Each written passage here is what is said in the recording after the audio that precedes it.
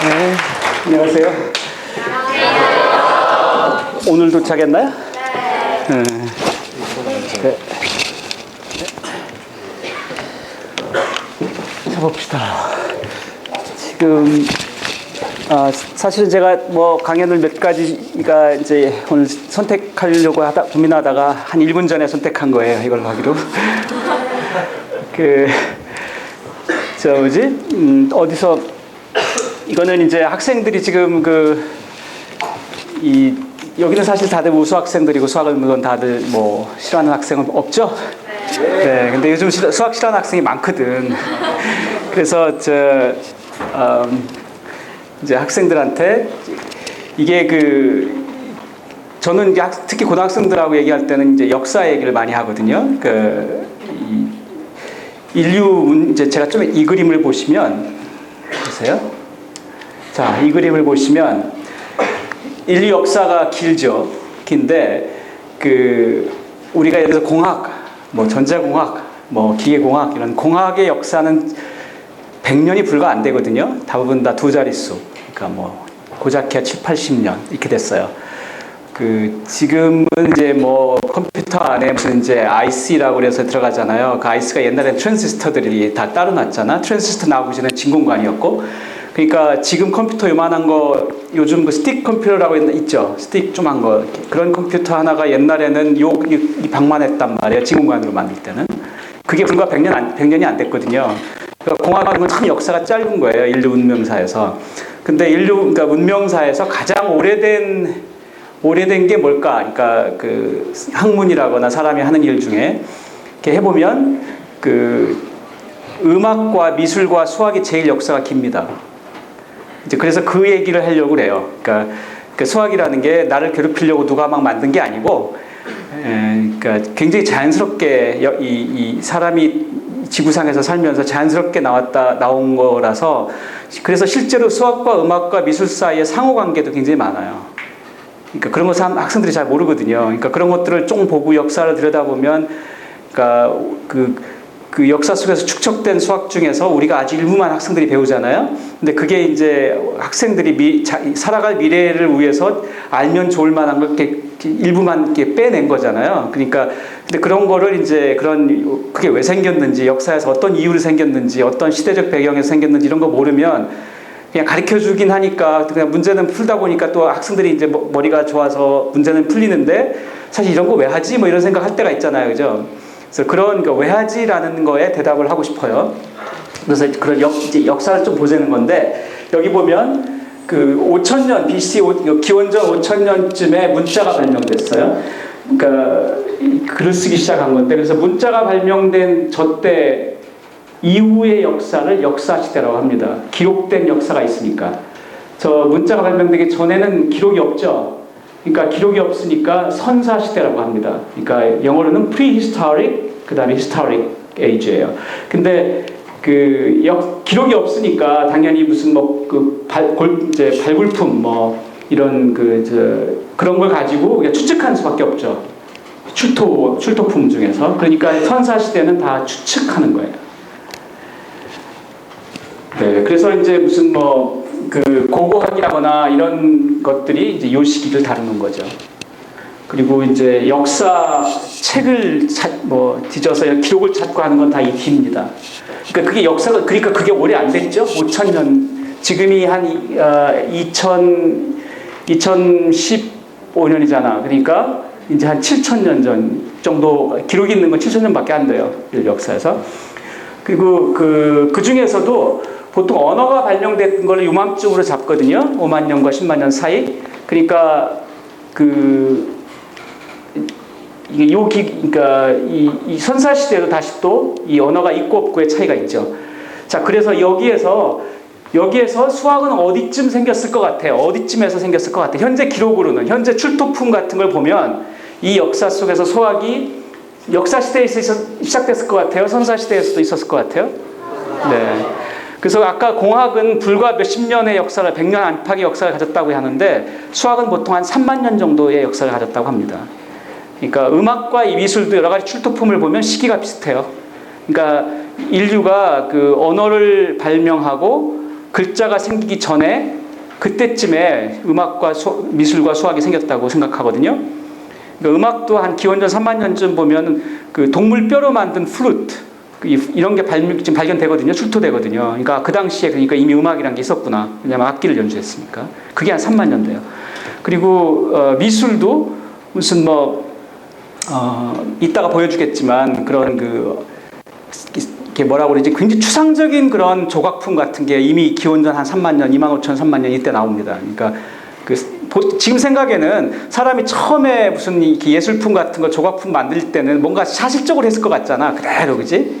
근데 신기하게도 굉장히 추상적이고 뭔가 이렇게 이런 것들이 이미 그 당시 나오거든요. 그러니까 우리가 생각하는 그런 상징이라거나 이런 개념이 이미 그 당시 있었어요. 그리고 수학이라는 게 또 이미 나오는 거는 어떤 게 나오냐면 카운팅, 그러니까 세는 거. 그러니까 이게 이 종족이 막 먹고 살아야 되니까. 근데 겨울 나려면은 사냥감을 미리 이제 많이 잡아야 되잖아요. 그러니까 우리가 겨울 나기 충분한 사냥감이 있나 없나 이런 거 세야 되잖아. 그러니까 생존의 목적으로 당시 셈의 개념이 출현했다고 생각하거든요. 그런 세는 거의 기록이 이미 한 기원전 역시 2만 5천 년, 3만 년쯤에 있어요. 그러니까 수학과 음악과 미술은 역사가 굉장히 비슷합니다. 인류 역사에서. 그러니까 다른 학문 분야하고 비교가 안 되게 깁니다.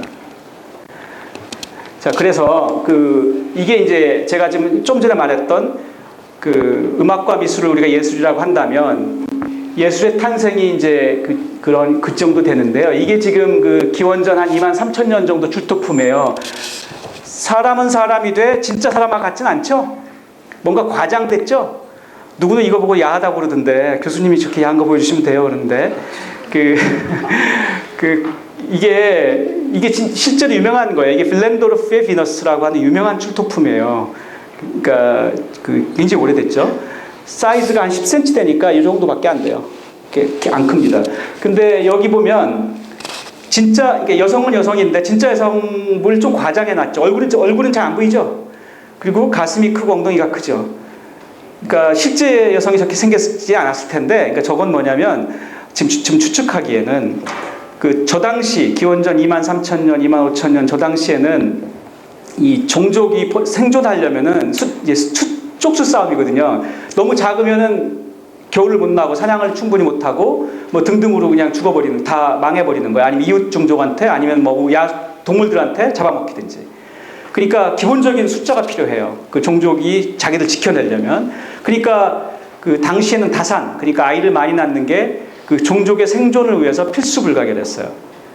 그러니까 굉장히 신성한, 이제 아이를 낳는다는 굉장히 신성하고 중요한 종족의 생존을 위해서 이런 거였는데, 그래서 아마도 조각품은 아마도 다산을 기원하는, 우리 종족에서 아이들이 많이 낳기를 기원하는 그런 게 아니었나 생각해요, 사람들이.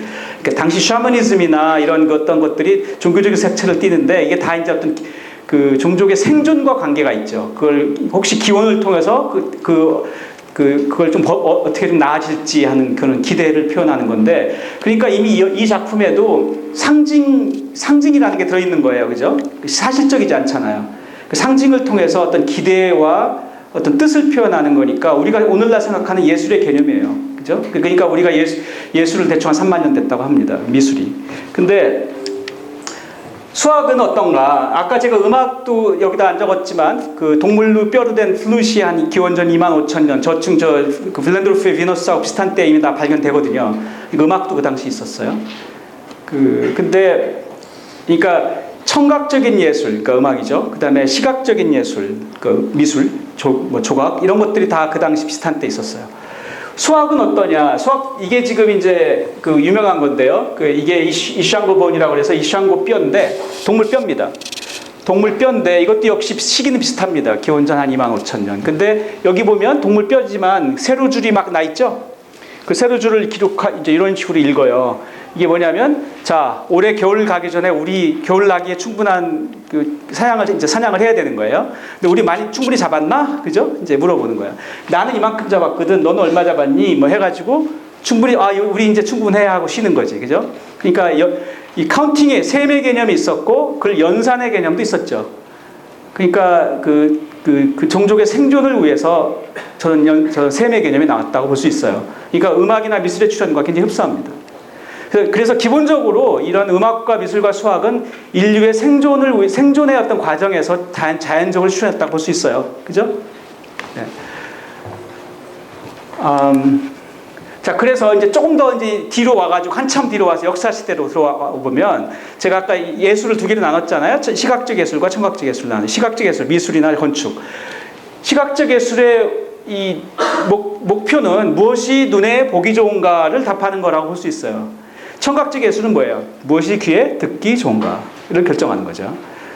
그러면은 근데 지금 말했다시피 수학과 음악과 미술이 역사가 비슷하다고 그랬는데, 한 3만 년 됐다고 그랬는데, 이것들 사이가 이렇게 비슷한 때 생겨가지고 3만 년을 같이 오는데, 지들끼리 서로 상호작용 없이 제멋대로 발전하지는 않았겠죠. 사람이라는 게 한 사람의 뇌에서 이런 것들이 일어나는 일이라고 생각하면, 기본적으로 이런 것들이 상호작용했다고 봐야 되거든요. 그 상호작용의 증거들이에요, 이게.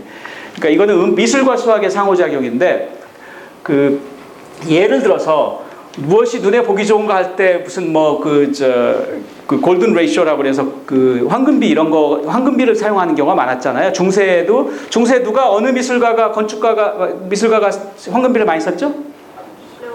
네? 네, 다빈치가 황금비를 많이 썼죠, 중세에는.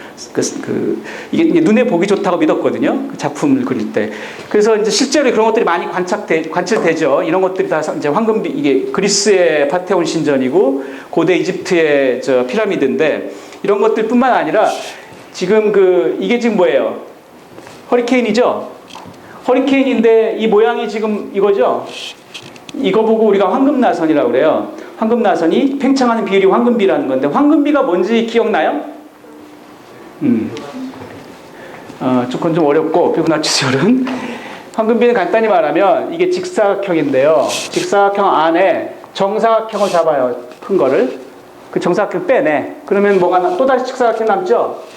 그 작은 직사각형과 이 큰 직사각형이 닮은 꼴이면, 그러면 저 가로 세로 비율을 황금비라고 합니다. 이게 정의예요. 이 정의 가지고 황금비 금방 계산할 수 있어요. 그죠? 왜냐면 지금 내가 말한 걸 수식으로 쓰면 뭐야? 여기 와서 그냥 이렇게 말로 이렇게 좋은 말만 할 줄 알았더니 갑자기 수식이 왜 나오지? 그죠? 이거 뭐야? 자, 이거하고 이거 비율이 다시 말하면 A 더하기 B 대 A, 요거 대 요거 비율이 뭐하고 같아야 돼? 요거 대 이거 비율하고 같아야죠? 닮은 꼴이니까. 그러니까 A 대 B하고 같아야 돼. 그렇게 놓고서 이 비율이니까 그냥 B를 일로 놓으면 되겠네. 그러니까 비율이니까 상관없죠? B를 일로 놔요. B에다 1 집어넣고 풀면 어떻게 돼? 1 넣으면 왼쪽으로 넘기면 A제곱은 A 더하기 1이죠? 그러니까 A제곱 빼기 A 빼기. 그러니까 2차 방정식 근해 공식 넣어서 풀면 되겠죠? 그렇게 하면 A는 이게 B가 1이니까 A는 요거 나와요. 그죠? 저게 황금비예요. 여기서 황금비를 저렇게 계산하는데, 자, 이게 이제 팽창을 이런 식으로 이게 계속 황금비로 팽창하면 이게 황금나선이라고 그래요. 골든 스파이럴. 근데 신기하게도 자연에 나오는 자연에 나오는 이런 허리케인이 황금나선 구조를 가져요. 그러니까 이게 이미 뭔가 이상해, 이런 게 자연계에 관찰된다는 게, 그죠? 그리고 이런 것들이고, 그다음 반복 패턴이 있는데요.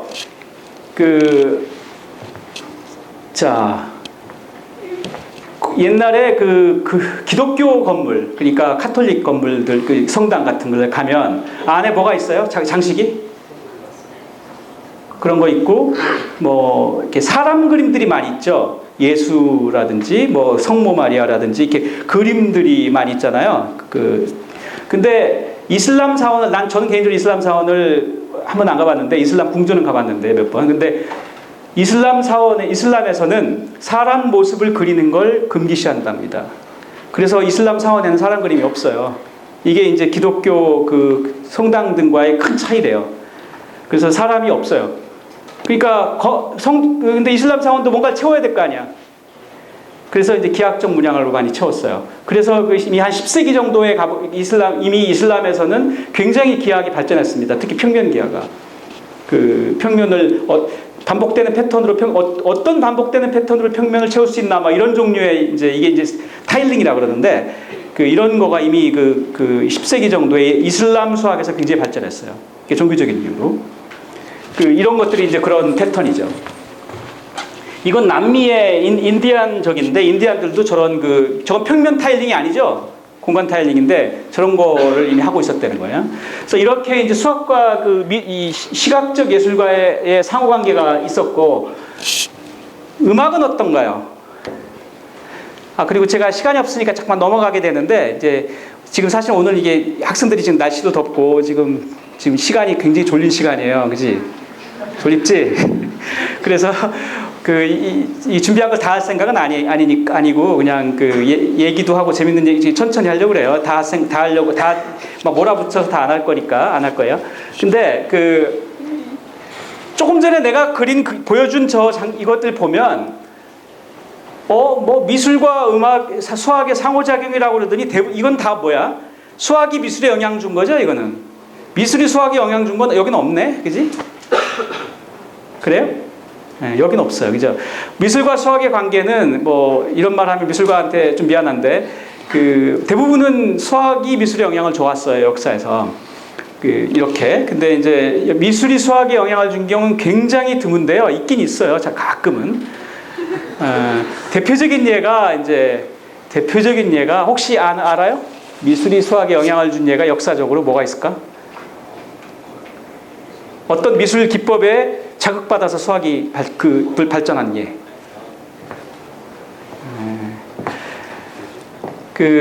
이따가 좀 나오겠지만 고대 그리스에서는 유클리드 기하가 있었죠. 유클리드 기하가 한 2000년 동안 이제 인류의 기하학이었거든요. 근데 유클리드 기하학에 없는 게 두 가지가 있어요. 유클리드의 수학이 없는 게 무한대가 없어요. 유클리드에서 모든 선분이 다 유한해요. 유한한 거 놓고 얘기하거든요. 무한한 선분이라는 거 개념 자체가 없어요. 무한이 없어요. 그러니까 이제 고대 그리스 철학자들한테는 이 무한이라는 개념이 너무 복잡하고 머리 아픈 거라서 아예 그걸 생각을 안 했어요. 그 다음에 그래서 유클리드 기하에도 무한이 없어요. 무한한 선 이런 게 없어요. 또 없는 게 0이 없어요. 0. 숫자 0이 없어요. 그러니까 숫자 0이란 건 뭐야? 1, 2, 3, 4 이건 카운팅이지. 세는 거. 마이너스 이건 빼는 거기 때문에 있는 걸 없애는 거고 이게 약간 추상적인 거죠. 그러니까 1, 2, 3, 4 이게 양의 정수는 이거는 셈의 개념이고 음의 정수는 거기에 철학적인 뜻을 넣은 거예요. 없어진다 이런 개념을. 근데 0은 뭐예요? 0이 카운팅에서 나옵니까? 안 나오죠. 0은 그러니까 카운팅에서 나오는 수가 아니에요. 없다, 허무하다, 공허하다 이런 뜻이기 때문에 굉장히 철학적인 수예요. 그러니까 그래서 고대 그리스에서는 이 0이 없었어요. 그래서 유클리드 기하에 없는 거 두 가지는 무한대와 0입니다. 근데 이게 그래가지고 중세까지 왔거든. 17세기까지 왔거든요. 근데 17세기에 이제 수학자들이 이 문제에 대해서 더 이상 아무리 2000년 동안 진전이 없었는데 미술 하는 사람들이, 그림 그리는 사람들이 이제 도전을 해요. 뭐냐면 그 당신 이렇게 철로가 없었겠지만 예를 들어서 철로를 생각하면 철로가 평행하죠. 그죠? 근데 유클리드 기하에 따르면 평행한 두 선분은 만나지 않는다. 그죠? 그래 안 그래? 예. 근데 여기 철로가 쭉 계속 가 끝없이. 그러면은 여기서 쫙 보고 있으면 어떻게 돼? 어딘가에서 만나는 걸로 보이죠? 이게 말이 되냐고. 평행하면 안 만나야 되거든. 유클리드는 안 만난다고 그랬거든. 근데 만나잖아요. 이게 왜 이런 일이 생기죠? 근데 2000년 동안 이런 거 안 물어본 사람들, 인간들도 참 이상해, 그지? 이거 해결을 안 했거든. 예. 이게 뭐예요? 그러니까 이게 뭐냐면 무한을 안 생각해서 그래, 유클리드가. 이게 이제 이 평행한 게 무한이가만 만나야 되거든. 그죠? 그러니까 여기서 말하는 지평선을 그러니까 무한선으로 봐야 되거든요. 그래서 이게 쭉 가다가 무한선에서 만나는 거잖아요. 그러니까 무한이라는 개념이 없으면 이런 걸 설명할 수가 없어요, 유클리드 기하. 그러니까 유클리드 기하의 한계를 여기서 봐야 되거든요. 이게 유클리드 기하의 한계예요. 그러니까 그래서 이제 미술을 하는 사람들이 이걸 어떻게 해결했냐면 원근법을 해결했죠. 그래서 17세기 원근법이 나왔어요. 이런 걸 해결하는 기법을 만들었죠. 그러니까 평행한 건데 실제 2차원으로 그릴 때는 그 무한점을 집어넣어서 이렇게 좁아지는 것처럼 그려야 된다라고 이제 아는 거예요. 오케이? 그게 그래서 17세기인데 이 원근법이 나오고 나서 그러니까 유클리드 기하의 한계를 푼 거예요. 넘어간 거예요. 그랬더니 이제 수학자들이 그거 보고 그렇구나. 유클리드에 문제가 있었구나. 이제 이해를 한 거예요. 그래서 이거를 무한대라는 점을 집어넣습니다. 유클리드 기하에다. 그게 사형기하예요. 사형기하. Projective Geometry. 그걸 한 사람이 파스칼이에요. 17세기에. 그래서 이 원근법이 나오고 그 원근법에 자극받아서 파스칼이 사형기하를 만들었어요. 그래서 제가 아는 한은 미술이 수학에 자극을 줘서 새로운 이론을 만들어낸 게 제가 아는 유일한 사례인데 또 있는지 모르겠어요. 그러니까 미술과 수학은 상호작용한 건 맞아요. 그래서 자, 근데 음악은 어때요? 음악은 기본적으로 청각예술이니까 무엇이 귀에 듣기 좋은가를 다룹니다. 그죠? 그러니까 왜냐면은 이 협화음, 불협화음이 이거죠. 어떤 소리들이 들리면 귀에 굉장히 듣기 좋고 어떤 소리들은 아주 듣기 싫잖아. 그게 불협화음과 협화음이죠. 그러니까 도대체 어떤 소리들이 합쳐지면 협화음이 되고 불협화음이 되나 이제 이런 문제, 이게 그러니까 음악의 기본적인 질문이라고 볼 수 있죠. 이거는 그러니까 고대 문명에서부터 지속적으로 항상 나오던 질문이에요. 왜 어떤 소리들은 합하면 청화음이 되고 어떤 소리는 듣기 싫을까? 이제 이걸 해결해야 되는 거야. 이걸 처음 해결한 사람이 누구? 이게 피타고라스죠. 그러니까 이제 보통 나오는 그 이제 에피소드에 의하면 뭐 피타고라스가 이제 어느 날 집 근처에 대장간이 있어서 맨날 지나다니는데 맨날 지나갈 때마다 그렇게 듣기가 싫더래 소리가. 왜냐하면 그 안에 여러 대장장이들이 막 두드리는데 맨날 이게 얼마나 듣기 싫겠어요. 근데 어느 날 가는데 그렇게 듣기 좋은 소리가 나더래요. 이게 협화음이나 우연히 나온 거야.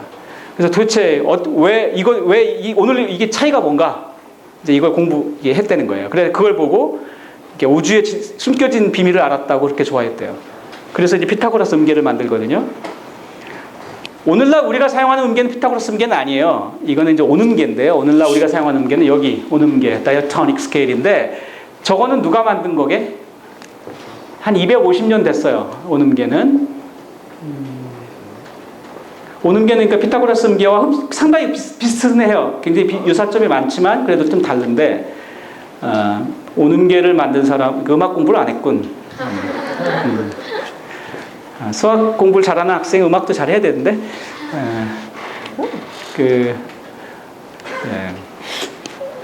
제가 아는 음악자들 중에 가장 수학을 잘했던 사람이에요. 그렇겠죠? 온음계를 만든 사람이 바흐입니다. 바흐. 요한 세바스찬 바흐. 바흐가 저 온음계를 만들었어요. 그러니까 그게 한 250년 전인데 그러니까 바흐와 사실 그 아들까지 해가지고 같이 이렇게 발전시켰는데 지금 이제 우리가 알고 있는 음계는 그때 만드는 거거든요. 그래서 온음계가 이제 오늘 시간이 별로 많지 않고 그래서 그냥 사실은 오늘 그래서 이렇게 수학과 음악과 미술이 상호작용하면서 이렇게 왔다라는 얘기 중심으로 하려고 하고 뒤는 안 할게요. 근데 그래서 온음계 정도는 오늘 알고 가세요.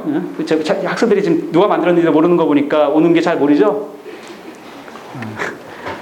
자, 온음계는 자 먼저 옥타브는 뭔지 알아요? 네. 옥타브는 이 약간의 물리를 쓴다면 이런 거예요. 그러니까 기타줄 생각하면 기타줄 이렇게 있으면 이걸 위로 올려서 땅 당기면 이제 막 진동하죠. 근데 기타줄을 거기서 중간에 가운데를 손으로 딱 잡아. 그런 다음에 여기를 다시 딱 당겨. 그러면은 더 높은 소리가 나죠. 고음이 나지. 그게 정확히 원래 거보다 한 옥타브 높다고 해요. 오케이? 주파수는 어떻게 되겠어? 원래 게 이렇게 진동하는데 이거는 이렇게 해가지고 진동하니까 이게 2배 진동가 빨리 진동하겠죠? 그래서 주파수가 2배가 되면 한 옥타브가 높다고 합니다. 그게 정의예요. 오케이? 그래서 원래 음보다 주파수가 2배가 되면 한 옥타브 높다고 한다. 이게 정의예요. 자, 그러면 2옥타브 높아지면 주파수는 몇 배가 될게요? 2배 곱하기 2배니까 4배가 되겠죠? 3옥타브 올라가면 이 2배, 8배가 되겠죠? N옥타브 올라가면 2 곱하기 2 곱하기 계속 N개만큼 올라가야 되니까 2N승 되겠죠? 그래서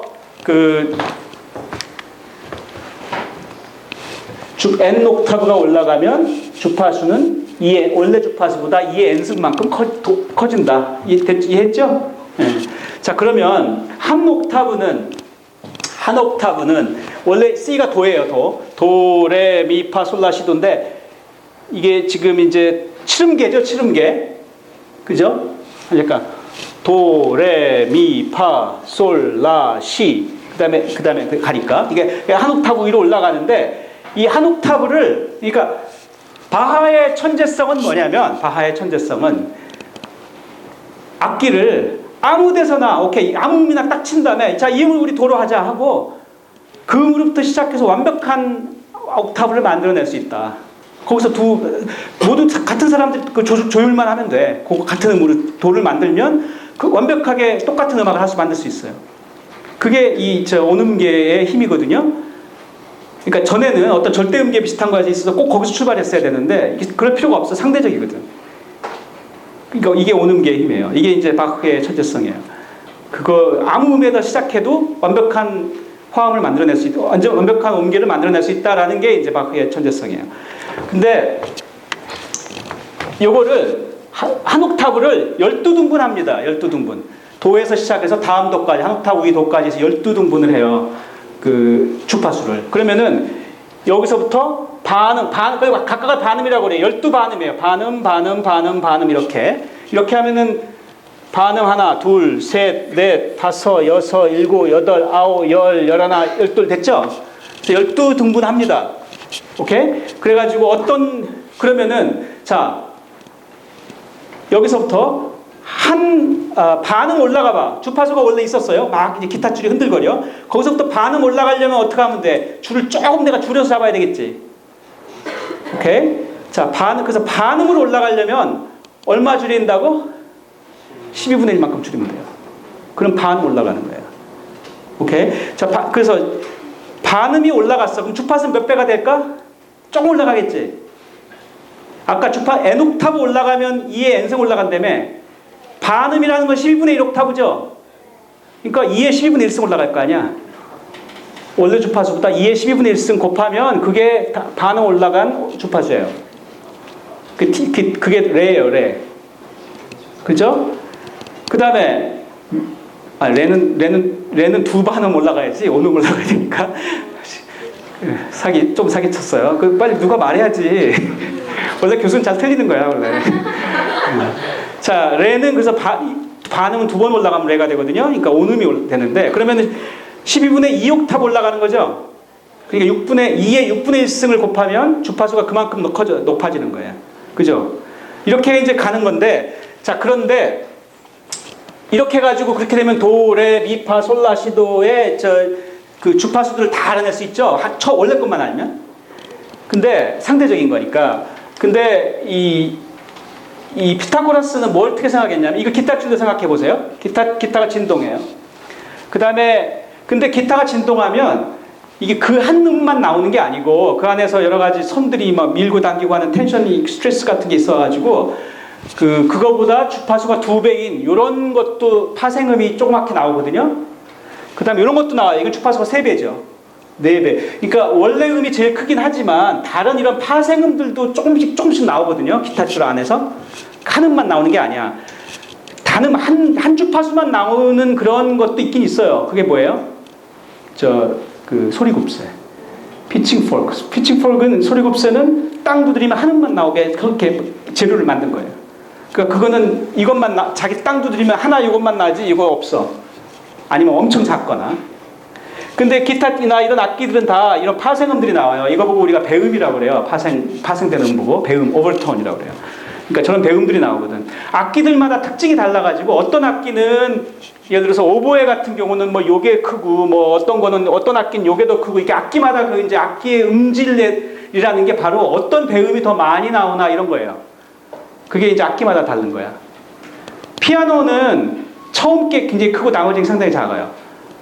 오보에는 네 번째 건가? 뭐 이게 더 크고 뭐 이런 식으로 굉장히 그 악기마다 이제 다른 거야. 그 특징이.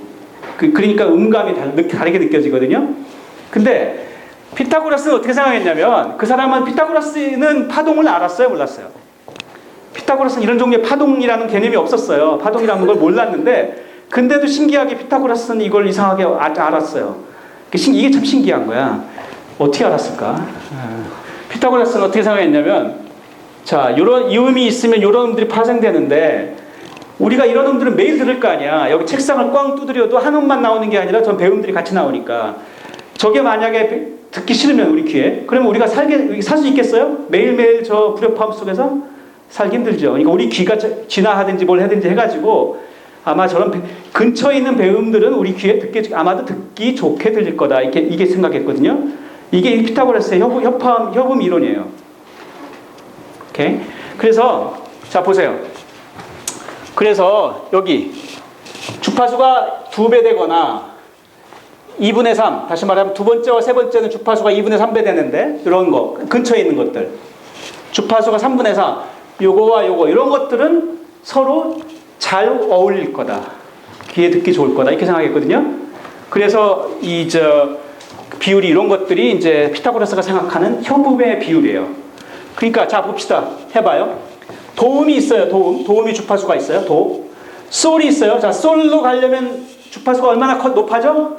2의 몇 승? 솔이면 어떻게 되지? 이게 솔이잖아. 그럼 반은 몇 개 올라가야 돼? 하나, 둘, 셋, 넷, 다섯, 여섯, 7개 올라가야죠.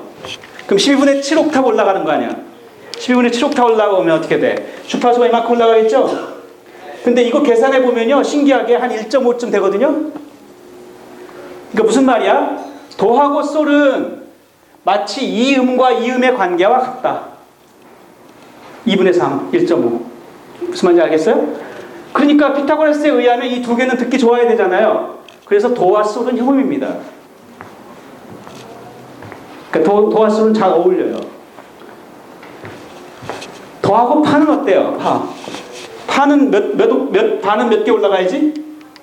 5개. 파가 여기니까 반은 하나, 둘, 셋, 넷, 5 올라가는데 5 올라가면 이제 2의 12분의 5 옥타브 올라가는 건데, 그죠? 그러면은 대충 계산해 보면 그게 한 3분의 4점하고 비슷해요.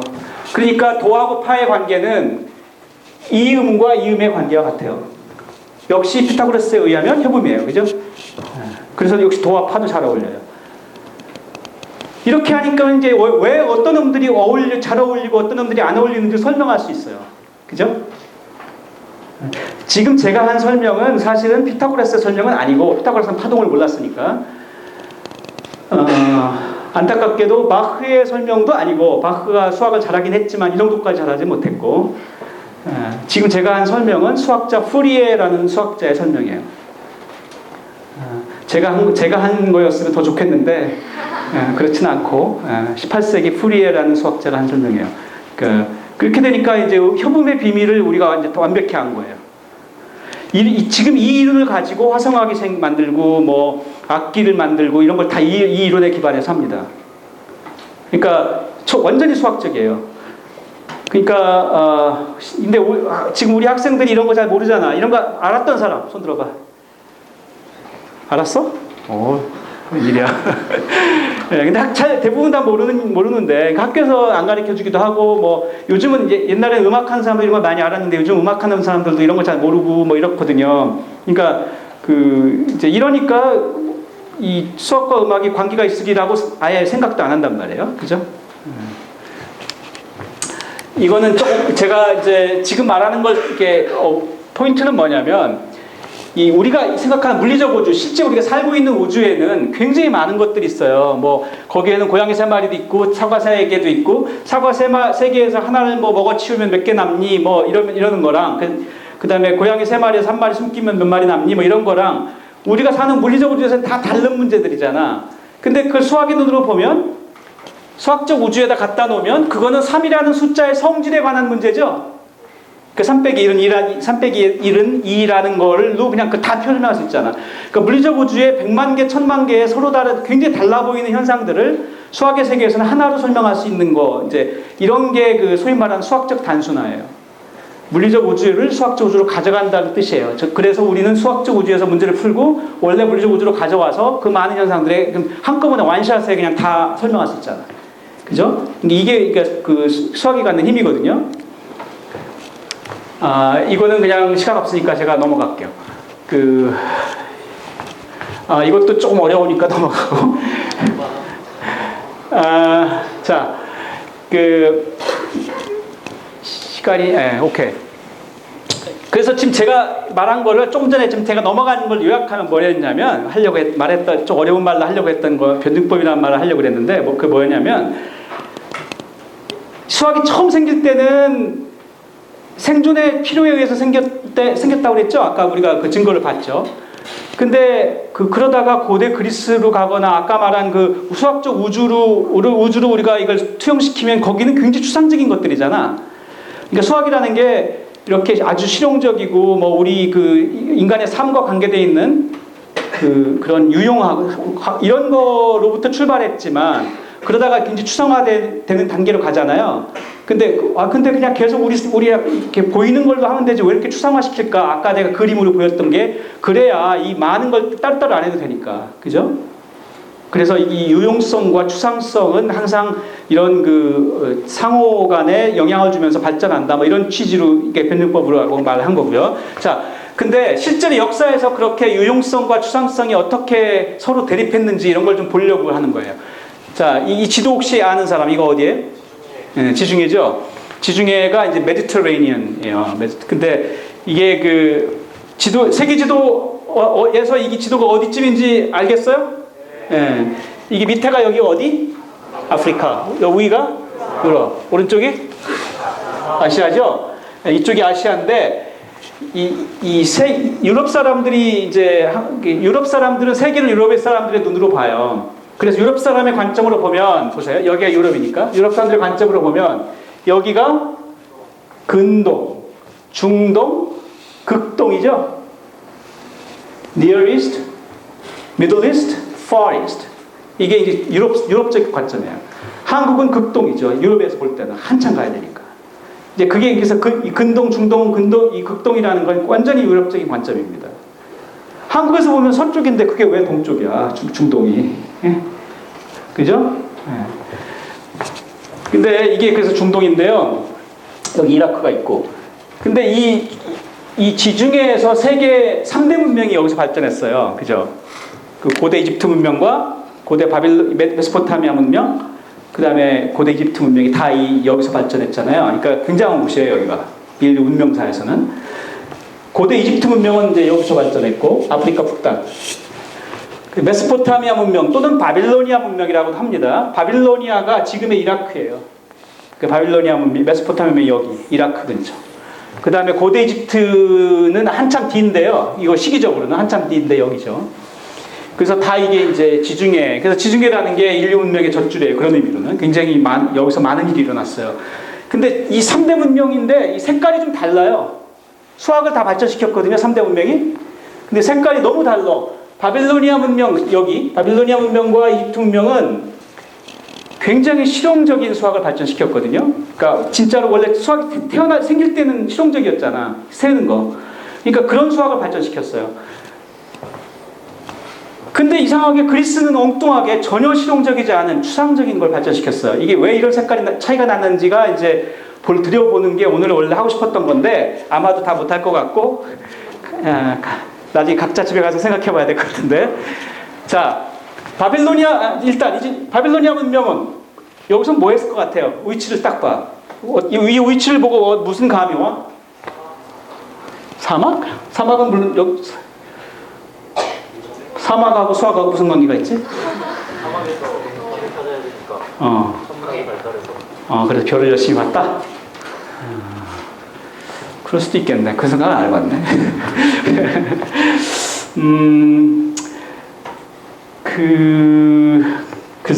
여기는 잘 보세요. 내 관점으로 볼 때는 여기는 이렇게 가면 아프리카죠. 이렇게 가면 유럽이죠. 이쪽으로 가면 아시아죠. 3개 대륙이 통하는 곳이잖아요. 교역의 요충지.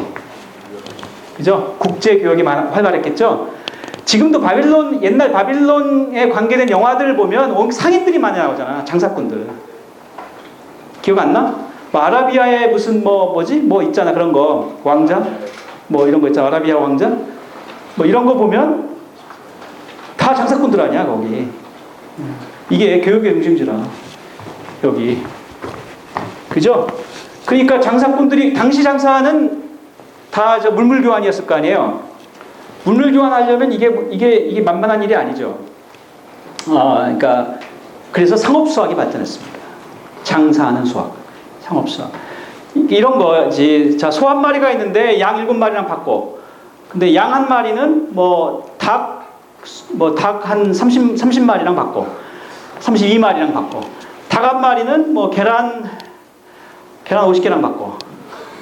오케이? 자, 나 계란 3개 있는데 이거 가지고 소 몇 조각을 가져야지? 바꿔야지? 비례식이죠? 비례식. 비례식이니까 1차 방정식을 풀어야 돼요. 이런 게 상업수학이죠. 그런 거 다 여기서 발전했어요. 그래가지고 방정식 풀고 비례식 풀고 막 그랬거든요. 상업, 장사하는 상업의 수학, 교역의 수학. 그래서 mathematics of trade. 그죠? 근데 이집트는 어때? 그러니까 이게 다 실용적인 수학이야. 이집트 고대 이집트에 대해서 아는 거 뭐 있어요? 나일강의 범람. 또 피라미드. 오케이. 또 스핑크스. 오케이. 그렇죠. 대충 비슷하죠?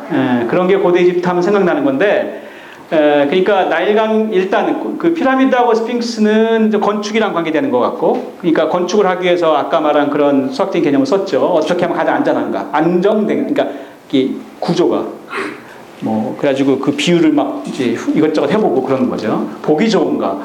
그 다음에 안정돼 있는가? 이런 걸 따져야 되니까. 그래서 이제 수학적인 걸 생각하는 거고, 기하학을 생각하죠. 그래서 이제 우리가 보통 피라미드나 이런 걸 얘기할 땐 기하학을 얘기하고요. 그 다음에, 그래서 고대 이집트하고 고대 바빌로니아 문명을 비교해 보면 바빌로니아가 더 대수가 발전했고 이집트가 기하가 발전했습니다. 대수라는 건 아까 말한 상업수학을 하려면 다 계산 방정식 풀어야 되니까, 그러니까 대수가 발전했고 이집트는 기하가 더 발전했어요. 아까 말한 피라미드부터 시작해서 나일강 범람도 왜 그래? 나일강 범람 하려면은 나일강 범람 때문에 그 고대 그리스에서 그 고대 이집트에서 당시 왕은 파라오인데요. 파라오인데 파라오도 많이 죽었대요. 왜냐면은 왕의 책무가 권한만 있는 게 아니라 책임도 있잖아요. 근데 나일강에 범람해가지고 사람들 많이 죽어. 그러면은 왕이 무능하니까 왕도 죽는 경우도. 그러니까 왕이 되는 게 꼭 좋은 게 아니에요. 그럼 왕이 뭐 잘못된 거예요? 무슨 계산 잘못했지? 날짜 계산 잘못해서 그런 거. 그렇다고 생각했거든. 실제 날짜 계산 잘못한 거예요.